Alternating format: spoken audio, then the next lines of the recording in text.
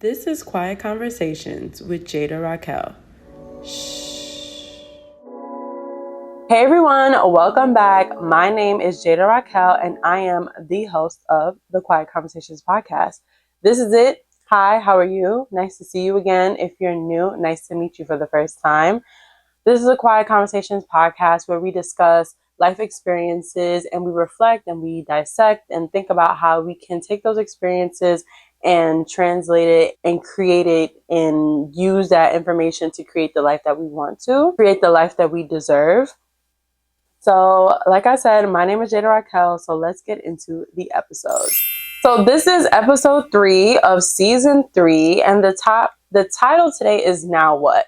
Now what? What could we possibly be talking about? The topic today is you accomplish your life goals.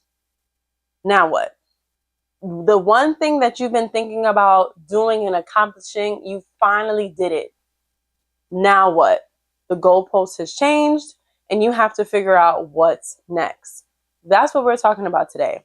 So before we get into the story time, let me give you guys a life update. So for a minute, I've been thinking about, again, it relates to the topic about what's next, what's new, what am I going to do?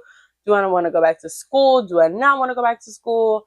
Do I need to go back to school? So I've been talking to a lot of my homegirls who have advanced degrees or in the process of getting an advanced degree on if they feel like getting an advanced degree benefited them career-wise, and I just don't know. I just don't know if it's something that I really do want to do. I feel like I work in media, like I said before, and an advanced degree doesn't really help in my field. My field is more so about experience and knowledge. And that experience and knowledge usually lets you climb up the corporate ladder. An advanced degree doesn't get you nothing but it being on your resume. So to me, it doesn't make sense for me, like financially and logically. It's like, I don't want to waste my time. Not saying that it is a waste of time, but like, I don't want to waste my time getting an advanced degree if I'm not going to make more money. So I was talking to even my manager today, and she was saying, why don't I try out a certificate, try to get like certified or a certificate in something before I commit to a full master's program. So I did. I applied to that today. Hopefully I get accepted. It's a 12-week certificate program. They call it a mini MBA. So I don't know. Hopefully I get accepted.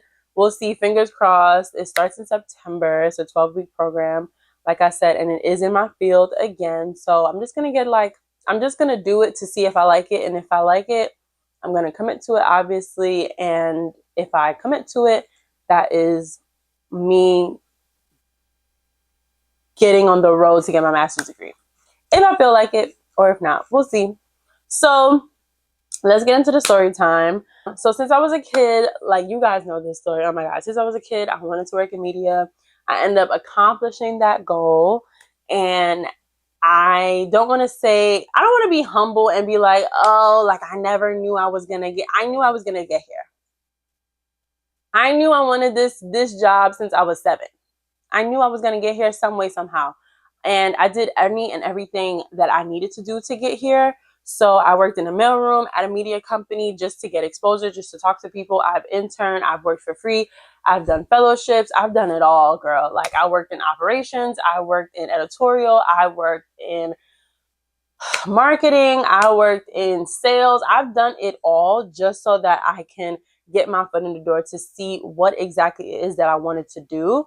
And here I am now in the job that I really wanted to do, love it so much. But now I feel like, damn, like what's next? Like, what is the next big dream goal that I'm supposed to have for myself? Am I supposed to have something big and huge like next for myself? Am I supposed to just be grateful?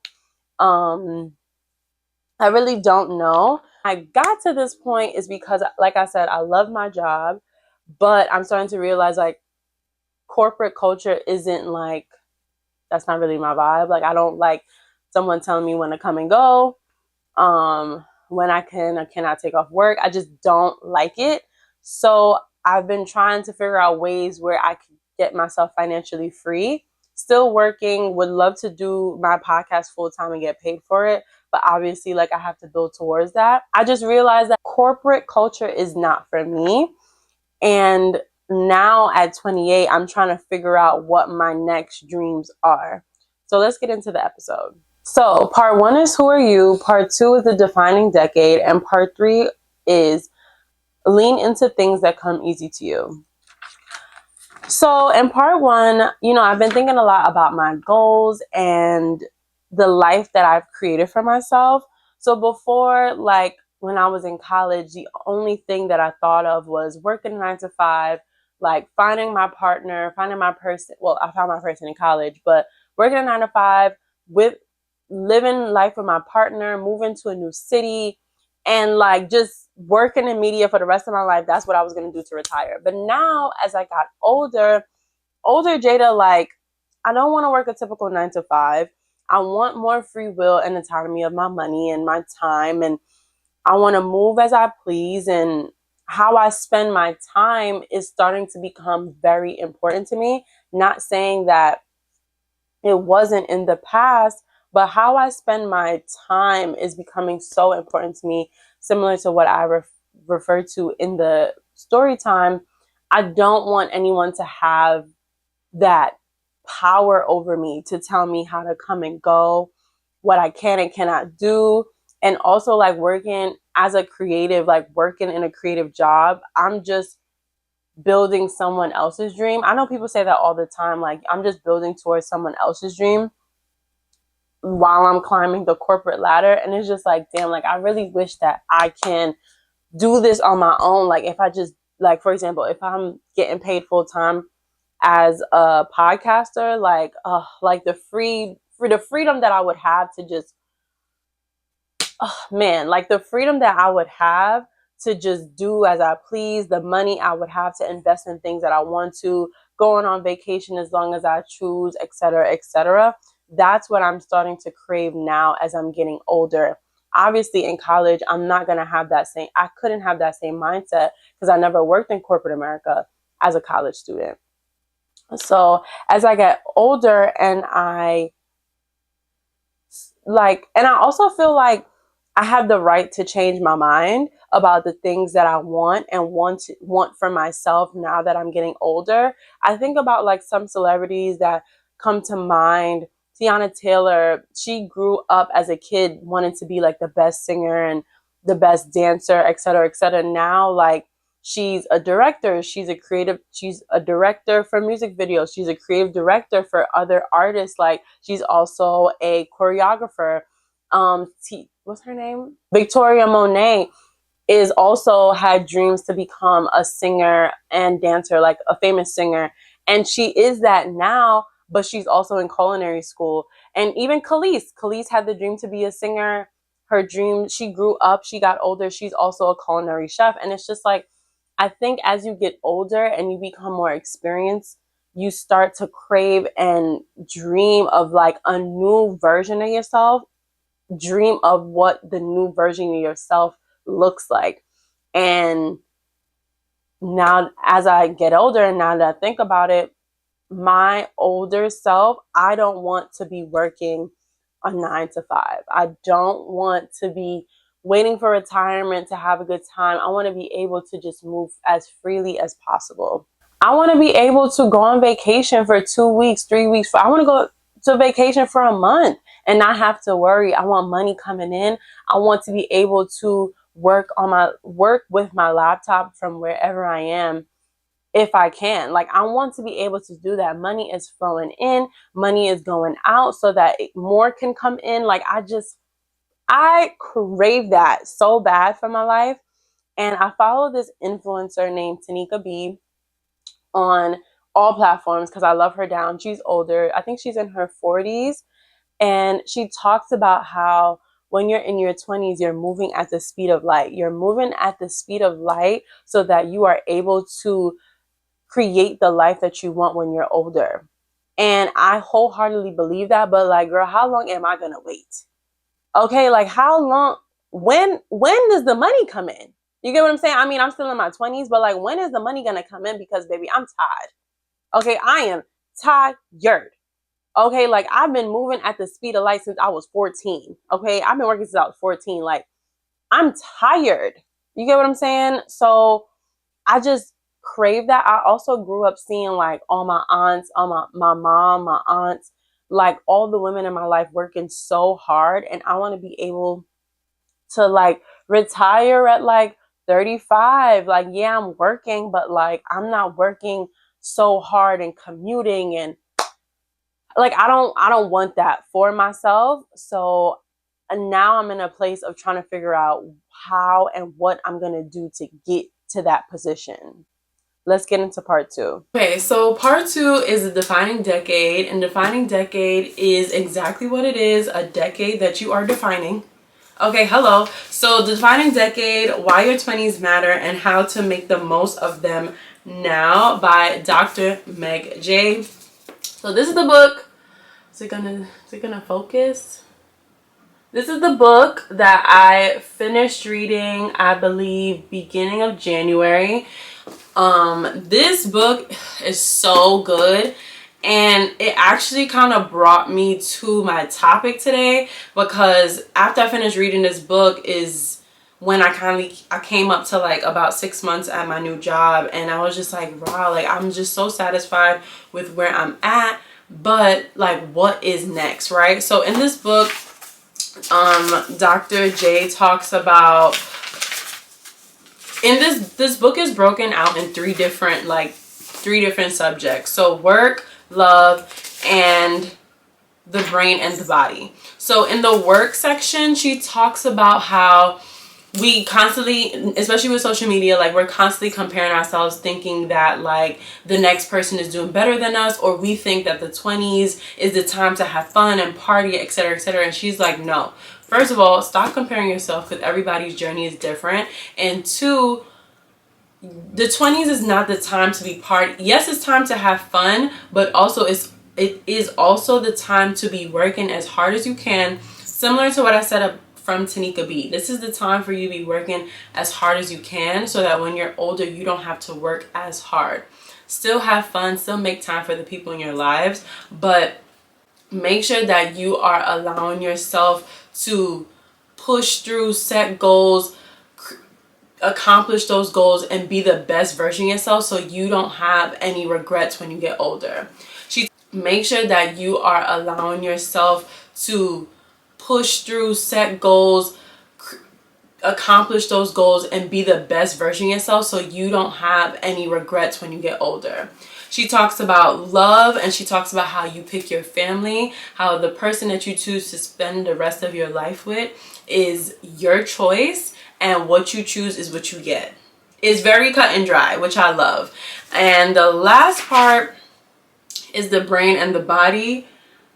Child, I don't remember what she was talking about in that section, but I have all these tabs, but I am going to read a little section. She says, the nicest part about getting older is knowing how your life worked out, especially if you like what you wake up to every day. She also said, the future isn't written in the stars. There are no guarantees, so claim your adulthood. Be intentional, get to work, pick your family, do the math, make your own certainty. Don't be defined by what you didn't know or didn't do. You are deciding your life right now. And that's actually the last few sentences of the book. And I just feel like, going back to the original topic of the episode, like I just feel like being in this space right now, anyone, and especially me, like you can really feel as though like, damn, like I need to be working as hard as I can, but like allow yourself to feel your feelings, allow yourself to figure out what you want to do next. You finally accomplished your lifelong dream, your childhood dream, and this is your opportunity to create new dreams and goals for yourself, because you deserve it. Like, you should not be so attached to this one thing that you always wanted to do. And I think that's my problem too. I've been so attached to accomplishing this one dream that I had since I was a kid, and now that I've accomplished that dream, I'm just like, wow, like what is next for me. It's scary, but it's also like very fulfilling knowing that I've accomplished this so young, and there's so much of my life that I don't know yet. I also realized that I did not plug in my microphone, so if part 2 sounds a little off, then that's why. So let's get into part 3. So part 3, leaning into things that come easy to you. So I watched The Breakfast Club religiously, and Erykah Badu was on one of the episodes a while ago, and she had mentioned it. She said, lean into things that come easy to you. Do things that you like to do. Do things that are creative for you. Do things that make you feel at ease. She said that when you do things that come easy to you, it's easy for you to turn it into a career or turn it into a way to make money or whatever. She was saying that because it's like, if you think about it, why would you lean into things that are so challenging for you? Because you eventually despise it, you eventually don't like it. So that's what I've been doing this moment in time, as I realized that I've accomplished my childhood goals. So now I'm starting to lean into things that come easy to me, which is talking, which is why I have the podcast. I also been doing different things, like trying to pick up different hobbies to see what I like. I've been doing a lot of research on certain things that I may want to make a career out of, or researching certain things that I probably would like to make money from and see if I'm good at it, to you know, just thinking about certain things that I can turn into a career. So if you are going through a similar situation like I am, where like you've accomplished a lot of your goals, a lot of the goals that you had as a kid, I think it's really important for us to kind of sit down where we're at and be grateful for where we are. It is very, I don't want to say unlikely, but it's really rare that a lot of people accomplish the goals that they had since they were a kid, and now that we're here, you're trying to figure out what's next and what to do. But I really do advise you, similar to what I'm doing, to just sit in it, be grateful for where you are. Don't try to rush into something else. Just slowly but surely pick up things, pick up different hobbies, do research on certain things, and see where your life takes you, and from there you will create new goals for your future self. So like I told you guys, I do have a segment called The Quiet Shuffle, which is shuffle, you get it. So it's a question game where I pick a question from this bowl. I also have a question already selected. So my question is, how have your relationships shaped the way that you love? So I would say platonically, my relationships, my female relationships, have allowed me to really see what girlhood is and isn't. So I'm allowed to see what kind of friends I want, how they want to be loved, and how I want to love them. And romantically, like, girl, my man loves me so good. He taught me how to be affectionate. So like, in terms of like loving on people and hugging and kissing and all of that. So I try to do that within all of my relationships. And my random question is, before my camera dies, is what does forgiveness mean to you in practice? Forgiveness to me means change behavior. So if I forgive you for something, I want to see action behind that, what I'm forgiving you for, and vice versa. Like, forgiveness for me in practice means like I'm sticking to my word, I apologize to whoever, and I'm showing action behind that so that we can build that trust again. Thank you guys so much. I hope you enjoyed the episode. My name is Jada Raquel, and I hope that whatever journey you're on to accomplish new goals, you find those new goals and you accomplish them when you get older. So thanks for watching. Thanks for listening. Bye.